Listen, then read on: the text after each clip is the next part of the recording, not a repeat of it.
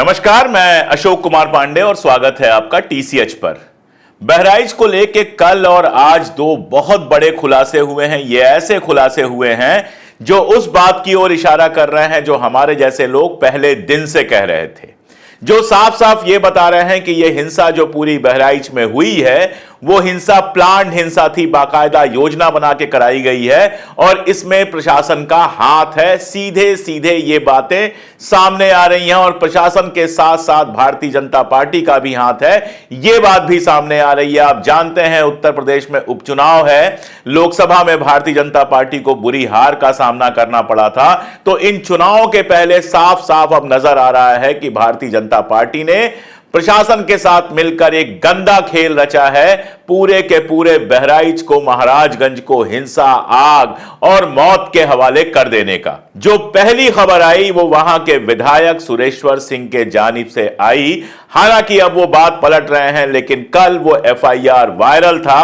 और उस एफआईआर को पढ़ते हुए बहुत साफ समझ में आ रहा था कि राम गोपाल मिश्रा जो चढ़ा था एक मुस्लिम के घर पे, हरा झंडा हटाया था, उनकी रेलिंग तोड़ी थी, उसकी जो मौत हुई थी उसके बाद उसकी लाश को लेकर जो शव यात्रा निकालने के साथ सारा तमाशा हुआ है, उसमें भारतीय जनता पार्टी के युवा मोर्चा के लोगों की साजिश थी, उनका खेल था। विधायक ने साफ साफ कहा है कि हम शांति से ले जाना चाहते थे, जो शव यात्रा है उसको शांति से ले जाना चाहते थे और इस शव यात्रा के समय बवाल पैदा करने के लिए, दंगा पैदा करने के लिए भारतीय जनता युवा मोर्चा के नेताओं ने, उसके कार्यकर्ताओं ने पथराव किया और यहां तक कल कहा था, सुरेश्वर सिंह के हवाले से यहां तक बयान आ रहा था कि उनको और उनके बेटे को भी मारने की कोशिश की गई। उन्होंने बाकायदा नाम लिए हैं अर्पित श्रीवास्तव, अनुज सिंह रैकवार, शुभम मिश्रा, कुशमेंद्र चौधरी, मनीष चंद्र शुक्ल, पुंडरीक पांडे अध्यापक, सुधांशु सिंह राणा, इन लोगों के सीधे नाम लिए हैं और इनके साथ कहा है कि अज्ञात भीड़ थी। अब ये सब जो नाम है वो भारतीय जनता युवा मोर्चा से जुड़े हुए हैं। आप समझ सकते हैं कि जो ये पूरा का पूरा खेल है वो कहां से संचालित हो रहा है। जो बता रहे हैं, जो वहां के विधायक बता रहे हैं, उसके हिसाब से जब उसकी लाश को मॉर्चरी में रखवाकर वो और डीएम आगे बढ़े तो उनके ऊपर हमला कर दिया गया, पत्थर चले, अद्धे चले यानी आधी ईंटें चली और उसके साथ साथ फायरिंग भी हुई, जिसमें विधायक का जो बेटा है अखंड प्रताप सिंह वो बाल बाल बच गया। ये बात कल भारतीय जनता पार्टी के विधायक के हवाले से आ रही थी। आज वो भले बदल जाएं, उनके ऊपर निश्चित रूप से दबाव पड़ा होगा क्योंकि पार्टी की बदनामी हो रही थी।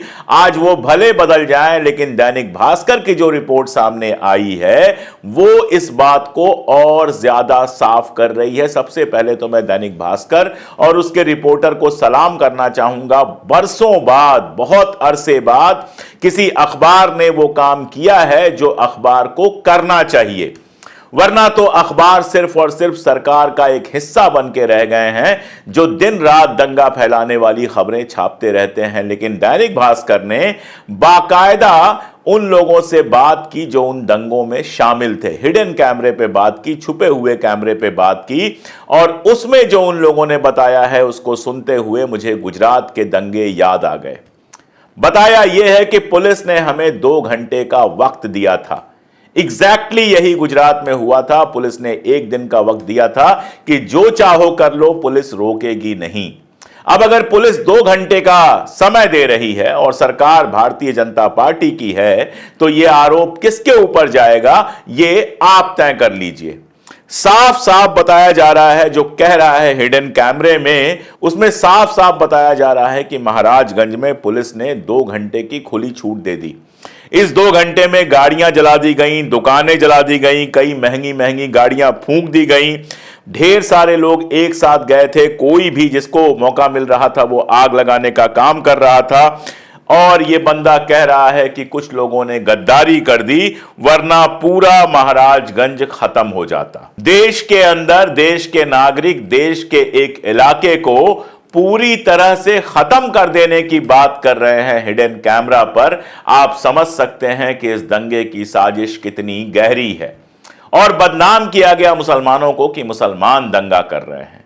पहले तो आप मुसलमानों की मस्जिद के सामने, मुसलमानों के घरों के सामने गंदे गंदे गाने बजाओ, वहां पर जाकर उनको मां और बहन की गालियां दो, उसके बाद उनके घर में घुस जाओ। हमारा संविधान आत्मरक्षा का अधिकार देता है। अगर कोई मेरे घर में घुस जाएगा हिंसा करने के इरादे से, गालियां देते हुए, बदतमीजी करते हुए, तो मेरा संविधान मुझे यह अधिकार देता है कि अपने घर और घर वालों को बचाने के लिए मैं कोई भी एक्शन लूं।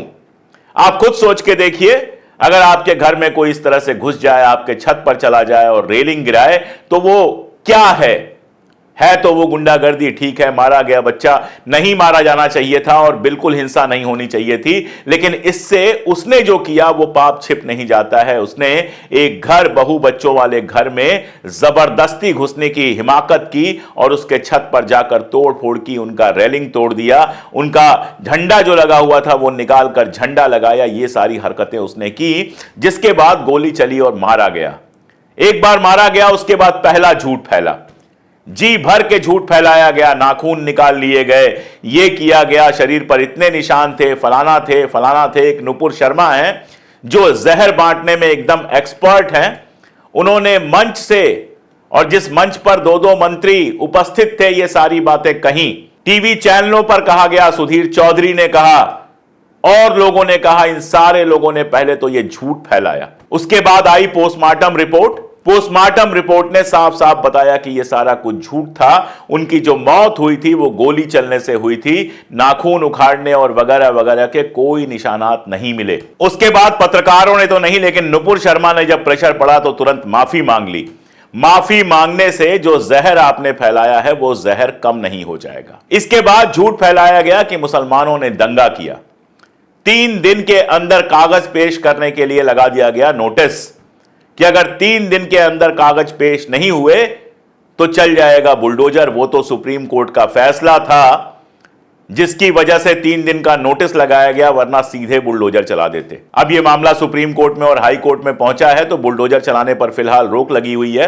15 दिन का वक्त दिया गया है पेपर्स देने के लिए, देखते हैं आगे क्या होता है। लेकिन झूठ बोला गया कि मुसलमानों ने दंगा कराने की कोशिश की। अब यह जो हकीकत निकाल के लाया है दैनिक भास्कर, इसके बाद अगर मुख्यमंत्री महोदय के अंदर थोड़ी भी शर्म होती तो कम से कम अपने गृहमंत्री का इस्तीफा करवा देते, अपना खुद का इस्तीफा दे देते। उनके प्रदेश में पुलिस ने 2 घंटे दंगाइयों को खुली छूट दी है। काश इस देश में न्याय व्यवस्था होती, यह कहते हुए मुझे दुख भी होता है, शर्म भी आती है।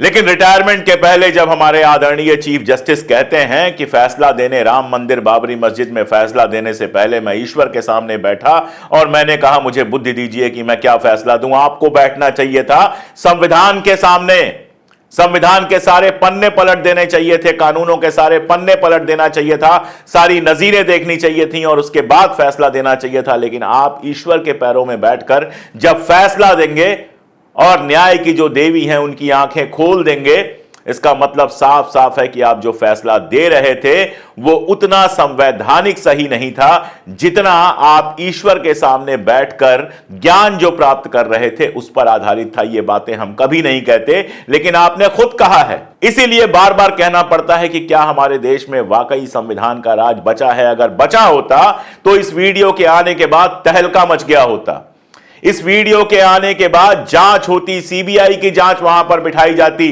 सीसीटीवी फुटेज में जो कुछ आया है वो देखा जाता, विधायक को बिठा के कहा जाता कि जो आपने बयान दिया है जिससे अब आप पलटने की कोशिश कर रहे हैं वो बयान दोबारा दीजिए, बताइए क्या सच है और क्या झूठ। आप पहले झूठ बोल रहे थे कि अब झूठ बोल रहे हैं। हिडन कैमरे पे जो लड़के पकड़े गए हैं उन लड़कों को पकड़ के तलाशी ली जाती, पूछा जाता उनसे कि तुमको यह सारा कुछ करने के लिए किसने कहा था। 2 घंटे अगर पुलिस वालों ने खुली छूट दे दी थी तो वहां के पुलिस के जितने बड़े अधिकारी हैं उनको बुलाकर बिठाकर कायदे से पूछताछ होनी चाहिए, ताकि यह हकीकत सबके सामने आए कि आखिर ये जो दंगे हुए जिसमें लोग मारे गए, जिसमें गाड़ियां जला दी गई। आप सोचिए, हीरो होंडा का एक शोरूम जला दिया गया जिसके जो मालिक थे वो हिंदू हैं, लेकिन उसमें पैसा किसी मुसलमान का लगा हुआ था इसलिए उसको जला दिया गया। बहुत सीधी बात है कि लोगों के पास सारी जानकारियां उपलब्ध थीं।